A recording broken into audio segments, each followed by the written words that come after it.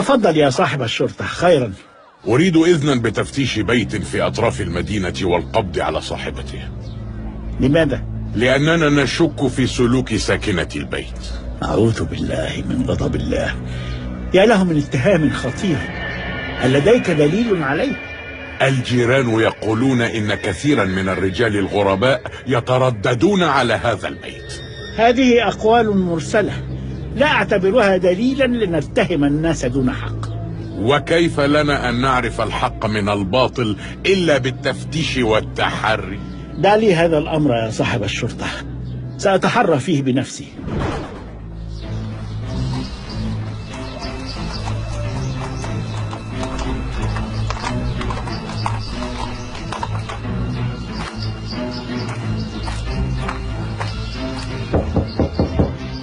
السلام عليكم يا أهل هذا البيت.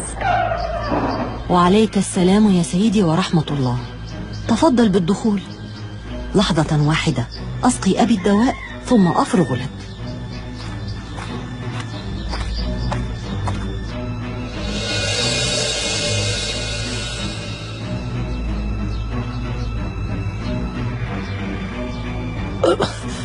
معذرة يا بني، لا أقدر على النهوض لأرحب بك. شفاك الله وعافاك يا أخي. هل تريد عباءة من الجوخ أم من الحرير؟ عباءة؟ إن ابنتي أمهر من يخيط العباءات، علمتها صنعتي وهي الآن أفضل مني. يحفظها الله لك. ولكن لماذا لا تبيعين بضاعتك في السوق يا؟ اسمي صفية يا سيدي. أليس البيع في السوق أربح وأجدى يا صفية؟ ومن يخدم أبي المريض يا سيدي؟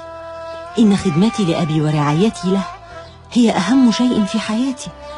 المسكينة لا تغادر البيت من أجلي، وتعمل هنا وتبيع للناس من داخل البيت. ثوابها عظيم عند الله. سأخذ عباءتين. ولكن هذا كثير جدا يا سيدي. ليبارك الله لك في عملك يا ابنتي.